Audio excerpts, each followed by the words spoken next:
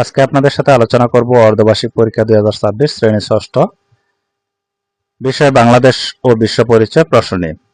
যারা ষষ্ঠ শ্রেণীর ছাত্রছাত্রীদের অভিভাবক আছেন এবং যারা কোচিং অথবা প্রাইভেট টিচার আছেন এবং ষষ্ঠ শ্রেণীর ছাত্রছাত্রী আছেন তাদের জন্য আজকের এই ভিডিওটি খুবই ইম্পর্টেন্ট এবং গুরুত্বপূর্ণ।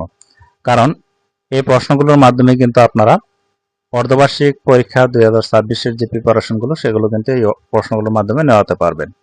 এই প্রশ্নগুলো যে আমরা করেছি অর্ধবার্ষিক প্রিপারেশনের জন্য প্রস্তুতিমূলক প্রশ্ন, খুবই ইম্পর্টেন্ট গুরুত্বপূর্ণ প্রশ্নগুলো নিয়েই কিন্তু এই প্রশ্নগুলো আমরা করেছি, যাতে অর্ধবার্ষিক পরীক্ষায় এই প্রশ্নগুলো থেকেই যেন তাদের যে অর্ধবার্ষিক প্রিপারেশনগুলো সেগুলো যাতে নেওয়াতে পারেন।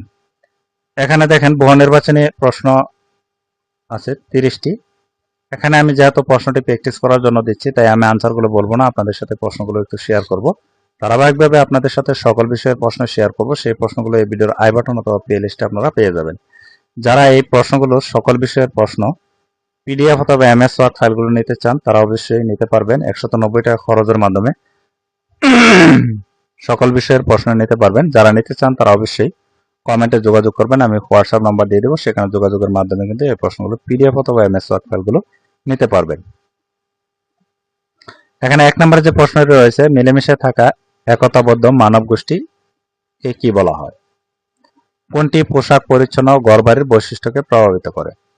কত সালে কলম্বাস আমেরিকায় পৌঁছান? বাষ্পচালিত ইঞ্জিন প্রথম কোথায় আবিষ্কৃত হয়? কারা প্রাচীন গ্রিক ও রোমের জ্ঞান বিজ্ঞানের ঐতিহ্য আবিষ্কার করেন? শিল্প বিপ্লব কোন মহাদেশে শুরু হয়েছিল? সমস্ত পৃথিবী একটি গ্রামে পরিণত হওয়াকে কি বলে? পাল বংশের প্রতিষ্ঠাতা কে ছিলেন? ওয়ারী বাটেশ্বর কোন জেলায় অবস্থিত? গুপ্তরা মূলত ভারত উপমহাদেশের কোন অঞ্চলের শাসক ছিলেন? প্রাগৈতিহাসিক যুগকে অনেকে কি যুগ বলে? হিউয়েন সাং সমতট পরিভ্রমণ করে কয়টি? সর্বশেষ কোন পাল রাজা এ দেশ শাসন করেছিলেন? প্রাচীন যুগে বাংলাদেশের অর্থনীতি কি নির্ভর ছিল? কোন সম্রাট 50টি বৌদ্ধ বিহার নির্মাণ করেছেন বলে জনশ্রুতি আছে? এরপর রয়েছে সর্বশেষ মানুষ কি আবিষ্কার করে লেখা শুরু করলো? আমরা কোথায় গেলে শত শত বছরের পুরনো জিনিস দেখতে পাই? কোন গাছে রেশম কীট বাসা বাঁধে? হিউয়েন সাং সমতট পরিভ্রমণ করে কয়টি বৌদ্ধ বিহার দেখতে পান? কোনটি বস্তুগত সংস্কৃতি সমাজকে সংগঠিত করার উদ্দেশ্যে নিচের কোনটি তৈরি হয়? বোতল নৃত্য কোন নৃগোষ্ঠীর উৎসব? বাংলাদেশের একটি নৃগোষ্ঠীর উৎসবের নাম ওয়ারানগালা। এ উৎসবটি কারা উদযাপন করে? নাজমা বেগম অত্যন্ত যত্ন সহকারে সূক্ষ্ম কাজ দিয়ে একটি নকশিকাঁথা সেলাই করেছেন। তার এ সূক্ষ্ম চিন্তায় কিসের বহিঃপ্রকাশ ঘটেছে? 1971 সালে কত তারিখ পাকিস্তানি সৈন্যবাহিনী আব্রম চালিয়ে গণহত্যা শুরু করে? শেখ হাসিনা সরকারের পতন হয় কত সালে, কত তারিখে?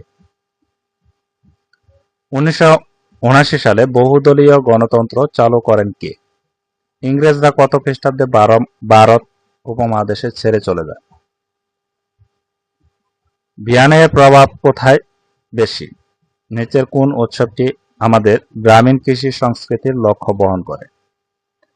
এরপর 2 নম্বরে রয়েছে নিচের যে কোনো 10টি প্রশ্নের উত্তর দাও। ভৌগোলিক পরিবেশের সাথে সম্পর্কিত কয়েকটি দ্রব্যের নাম লিখো। কিভাবে ক্ষুদ্র থেকে বৃহৎ সমাজের উদ্ভব হয়েছে? সুলতানি আমলে বাংলার স্থাপত্য শিল্পের 2টি নিদর্শনের বর্ণনা দাও। 16 ডিসেম্বরে বাংলাদেশের ইতিহাসে গুরুত্বপূর্ণ কেন? রাজা শশাঙ্ক কে ছিলেন? তার মৃত্যুর পর বাংলার কি হয়েছিল? প্রাচীন যুগে বাংলার কি কি ফসল উৎপাদন হতো? সংস্কৃতি বলতে কি বোঝো? গ্রামীণ ও শহরে সংস্কৃতির মধ্যে পার্থক্য বর্ণনা করো। জুলাই গণঅভ্যুত্থান এক এবং সাহসের উজ্জ্বল দৃষ্টান্ত বলা হয় কেন? আমাদের বার্ষিক সংস্কৃতি কিভাবে গড়ে উঠেছে? রেনেসাঁর সূচনা হয় কিভাবে? কিভাবে সামাজিক সম্পর্ক গড়ে ওঠে? সমাজ গঠনের প্রথম ধাপ কি, সেটি গড়ে ওঠে কিভাবে? অবস্তুগত সংস্কৃতি বলতে কি বোঝো? বিশ্বায়ন বলতে কি বোঝো? নিচের যে কোনো 5টি প্রশ্নের উত্তর দাও। এখানে যে সৃজনশীল উদ্দীপকটি রয়েছে, উদ্দীপকটি দেখলে বুঝতে পারতেছেন যে আসলে কোন উদ্দীপকটি এখানে নেওয়া হয়েছে। এই উদ্দীপকের আলোকে গারদের উৎসবের নাম কি? শহরের সংস্কৃতি বলতে কি বোঝো? দৃশ্যপট এক বাঙালি ছাড়াও নানা জাতিগোষ্ঠীর উৎসব জীবনের প্রভাব পড়েছে আমাদের সংস্কৃতিতে, বুঝিয়ে লেখো। দৃশ্যপট 2 এক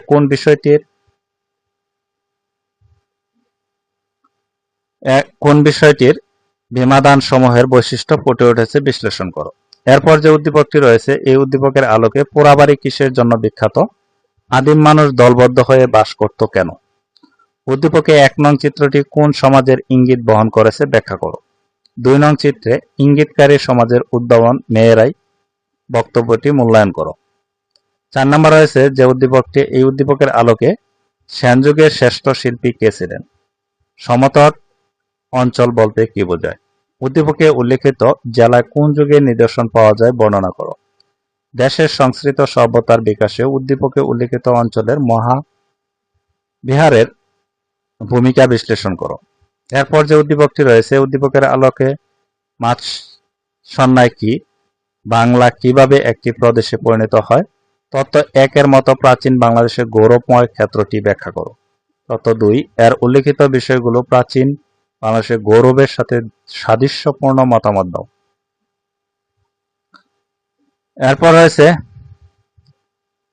সমাজ কাকে বলে? সভ্যতা কৃষির অবদান বলা হয় কেন? ঘটনা 1 এ তোমার পাঠ্য বইয়ের কোন ধরনের ধারণার উল্লেখ করা হয়েছে ব্যাখ্যা করো। ঘটনা 2 এর নির্দেশিত সমাজ ব্যবস্থার স্তরগুলো বিশ্লেষণ করো। 7 নম্বরের উদ্দীপকের আলোকে শিল্প বিপ্লবের প্রতীকটি তোলা হয় কোন দেশকে? রেনেসাঁ বলতে কি বোঝো? ক ভিত্তিক সমাজ বলতে কোন সমাজকে বোঝায় ব্যাখ্যা করো। খ ভিত্তিক সমাজ পৃথিবীকে একটি বিশ্বগ্রামে পরিণত করেছে বোর্ড বইয়ের আলোকে বিশ্লেষণ করো। 8 নম্বর উদ্দীপকের আলোকে সংস্কৃতি কি? কেন সংস্কৃতির বস্তুগত অবস্তুগত উপাদান বিচ্ছিন্ন নয়? জুলেখার মাধ্যমে বাংলাদেশের কোন সংস্কৃতি ফুটে উঠেছে ব্যাখ্যা করো। হাজেরা সংস্কৃতিতে বিশ্বায়নের প্রভাব লক্ষ্য করা যায়, মতামত দাও। 9 নম্বরের উদ্দীপকের আলোকে বিশ্বায়ন কি? আদিম মানুষ দলবদ্ধভাবে বসবাস করত কেন? উদ্দীপকের প্রথম দৃশ্য কোন সমাজের ইঙ্গিত করে ব্যাখ্যা করো। উদ্দীপকের দ্বিতীয় দৃশ্য সমাজ ব্যবস্থা বিকাশে গুরুত্বপূর্ণ অবদান রাখে, বক্তব্যটি বিশ্লেষণ করো।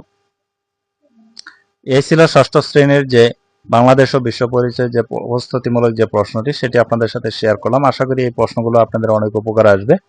যদি ভিডিওটি ভালো লাগে তাহলে অবশ্যই একটি লাইক এবং কমেন্টে আপনার মতামত জানাবেন। ধারাবাহিকভাবে সকল বিষয়ের প্রশ্নই আপনাদের সাথে শেয়ার করব। সেই প্রশ্নগুলো এই ভিডিওর আই বাটন অথবা প্লে লিস্টে আপনারা পেয়ে যাবেন। আর যারা নতুন আছেন তারা অবশ্যই চ্যানেলটি সাবস্ক্রাইব করে পাশে থাকা বেল আইকনটি অন করে রাখবেন, যাতে পরবর্তী ভিডিওগুলো আপলোড দেওয়ার সাথে সাথে আপনাদের কাছে প্রথমে নোটিফিকেশন চলে যায়। এবং পরিচিত যারা আছে তাদেরকে শেয়ার করবেন, যাতে তারাও এই ভিডিওগুলো দেখে উপকৃত হয়। আজকের মতো ভিডিওটি এ পর্যন্তই। ভালো থাকবেন, সুস্থ থাকবেন। আল্লাহ হাফেজ।